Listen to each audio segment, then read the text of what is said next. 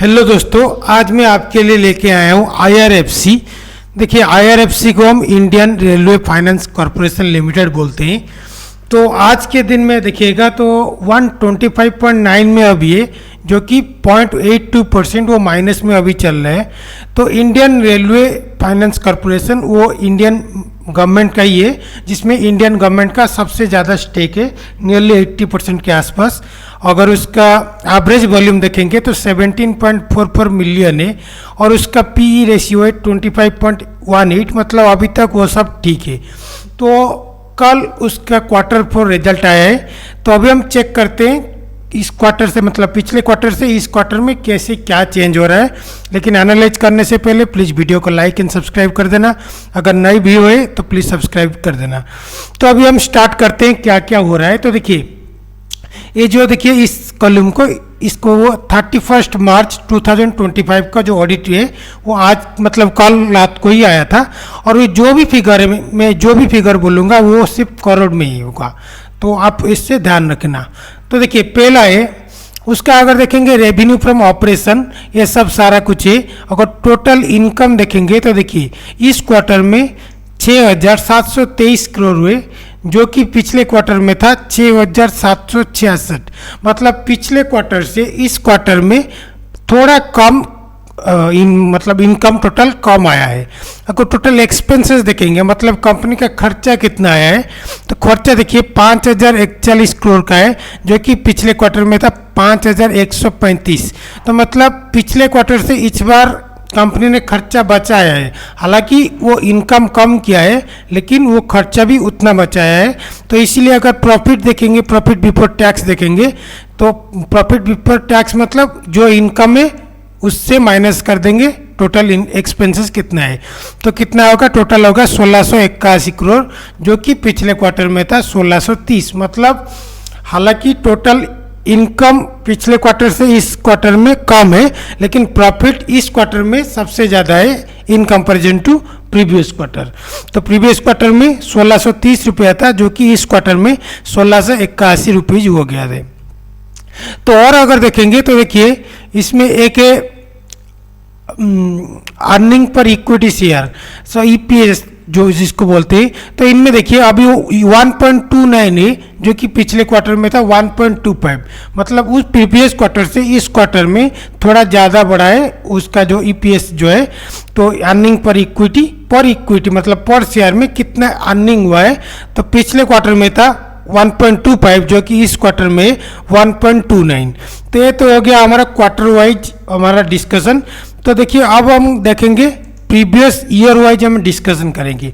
Previous year wise मतलब क्या हो गया, तो ईयर वाइज मतलब आप देखिए ये वाला जो 31 मार्च 2024, जबकि इस क्वार्टर का है, लेकिन ये वाला जो है ये टोटल ईयर वाइज का है, मतलब Q1, Q2, Q3, Q4।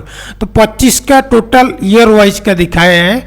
और इस वाला देखिएगा, इस वाला में 24 का टोटल ईयर वाइज का चार्ट दिखाएगा। तो ये जो अगर हम कंपैरिजन करेंगे तो ईयर वाइज ईयर हम उसका कंपैरिजन करेंगे। तो अभी देखिएगा, तो देखिए टोटल इनकम देखिए पिछले ईयर में 26,655 करोड़ रुपीज़ का था, जो कि इस ईयर में हो गया है 27,156। मतलब नियरली 1,500 करोड़ का वो प्रॉफिट हुआ है, मतलब इनकम हुआ है। प्रॉफिट अगर देखेंगे, प्रॉफिट से देखने से पहले हम टैक्स पर देख लेते हैं या फिर एक्सपेंसेस पर देख लेते हैं। तो देखिए पिछले ईयर में 20,243 करोड़ रुपीज़ का एक्सपेंसेस हुआ था, जबकि इस बार अगर टोटल ईयर वाइज देखेंगे तो इस ईयर में उससे ज़्यादा हुआ है, जो कि 20,654 करोड़ रुपीज़ का ज़्यादा एक्सपेंसेस हुआ है। तो इसीलिए अगर टैक्स मतलब टोटल प्रॉफिट देखेंगे बिफोर टैक्स, तो इस साल में 6,502 करोड़ रुपीज़ का, जो कि पिछले में था 6,412। मतलब अब मान लीजिए नियरली 100 करोड़ रुपीज़ का वो इनकम मतलब प्रॉफिट किया है प्रीवियस ईयर से इस बार। तो अगर वैसे ही फिर से अगर चलेंगे, हमारे EPS जो है अर्निंग पर इक्विटी शेयर अगर देखेंगे, तो देखिए पिछले में था 4.91, लेकिन इस ईयर में वो 4.98 हो गया है। मतलब प्रीवियस ईयर से इस ईयर में थोड़ा ज़्यादा बढ़ा है, मतलब इतना भी ज़्यादा नहीं बढ़ा है। तो आप इस रिजल्ट को आप ऐसे मिक्स मान सकते हैं, मतलब हाँ बढ़ा तो है लेकिन इतना ज़्यादा कुछ मतलब बवाल नहीं हो गया है, हाँ ठीक ठाक ही है। तो अगर अब चार्ट में हम चलते हैं, देखिए चार्ट में अगर देखेंगे तो IRFC का चार्ट है। मैंने प्रीवियस वीडियो आप देख सकते हैं, मैंने बोला था आपको, और मैं यहाँ पर एक कॉल दिया था 113 रुपीज़ का मैंने कॉल दिया था, और आपको मैंने टारगेट दिया था 130। उसके बाद मैंने बोला था एग्जिट करने के लिए, जो आप मेरे हिसाब से चल रहे होंगे तो उनको बहुत प्रॉफिट हुआ होगा। और जो मतलब थोड़ा और ज़्यादा ग्रीडी हो गए उन, मतलब जब 132 था तब भी मैंने बोला था, लेकिन कुछ लोग ग्रीडी हो गए थे तो फिर से रह गए, तो अभी फिर से वो नुकसान हो जाएगा।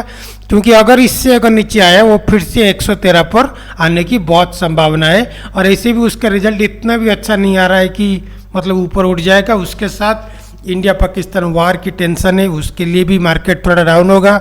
उसके साथ तारीफ वार है, मतलब मार्केट डाउन होने के लिए अभी कुछ बहाना नहीं चाहिए, क्योंकि जिसके मतलब जब भी जो भी न्यूज़ देखिएगा वो उसका अगर टोटल इम्पैक्ट देखेंगे नेट मतलब शेयर मार्केट में, तो वो नेगेटिव भी दिखेगा, वो पॉजिटिव में कोई भी इम्पैक्ट नहीं है। तो अगर RSI देखेंगे तो 46.74 है, मतलब ये पूरा मिडिल पोजीशन में आ गया है, मतलब यहाँ से आइदर पूरा ऊपर जाएगा या फिर पूरा नीचे आएगा। और MACD में देखिएगा तो MACD देखिए पिछले 5 वर्किंग डे में लगातार लोग सेल कर रहे हैं। तो लगातार क्योंकि वो सेल कर रहे हैं, आप ऐसे भी चार्ट में देख रहे होंगे, तो सेल मतलब शेयर का वैल्यू भी वो गिरते रहता है और गिर भी रहा है, और 125 पर ऑलरेडी पहुंच गया है। अभी मेरे अगर रिकमेंडेशन है, अगर आप न्यू और फ्रेश एंट्री लेना चाहते हैं तो अभी मत लीजिएगा। आपको कब लेगा, अगर 113 पहुंच जाएगा तब लेना, या फिर 132 के बाद ही आप लेना, मतलब उसका वो रेजिस्टेंट लाइन है, ये सपोर्ट लाइन।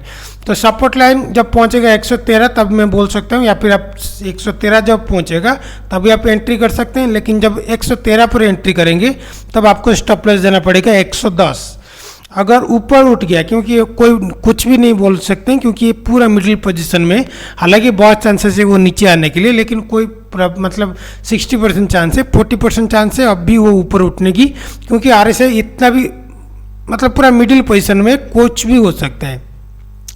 तो अगर ऊपर उठ जाएगा और इस लाइन को अगर क्रॉस कर देगा, ये 132.31, अगर आप एंट्री लेना भी चाहते हैं तो अभी मत लीजिएगा। जब उसको क्रॉस कर लेगा, मतलब 132 उसका रेजिस्टेंट है, उसको आप मान सकते हैं कि 135 पर आप देखना पड़ेगा, एंट्री करेंगे, मतलब 135 पर एंट्री करेंगे तभी आपका स्टॉप लॉस होना फिर से होना चाहिए 132। 135 पर आपको खरीदना चाहिए, 132 आपका स्टॉप लॉस होना चाहिए, और आपका फर्स्ट टारगेट हो जाएगा तभी 149 जब पहुंच जाएगा तभी फिर से जल्दी निकल जाना, क्योंकि उससे ज़्यादा रिसेंटली नहीं बढ़ने की बहुत कम चांसेस है, क्योंकि हाँ ऊपर जाएगा लेकिन थोड़ा नीचे आके फिर से ऊपर उठेगा। तो 149 जब पहुंच जाएगा तब आराम से जल्दी से एग्जिट कर लेना, उसके बाद ही हम बोल सकते हैं कि क्या होगा या फिर क्या नहीं होगा।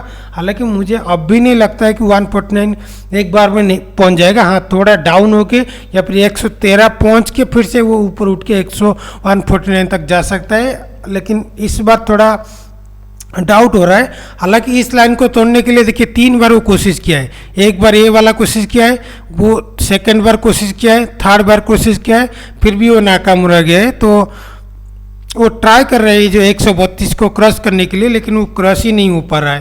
तो अभी एंट्री मत लीजिएगा, जब 113 आएगा या फिर 132 या जब आ जाएगा तब आप एंट्री करेंगे तो 135 पर कर सकते हैं या फिर 113 पर कर सकते हैं। और अगर आप लगाना चाहते हैं तो प्लीज़ स्टॉप लॉस लगाना, क्योंकि अभी कंडीशन बहुत नाजुक है, कुछ भी कभी भी कुछ भी हो सकता है। तो इसलिए आप स्टॉप लॉस लगा के ही आप जो भी करना है आप कर सकते हैं। तो वीडियो अच्छा लगा प्लीज़ लाइक एंड सब्सक्राइब करना, धन्यवाद।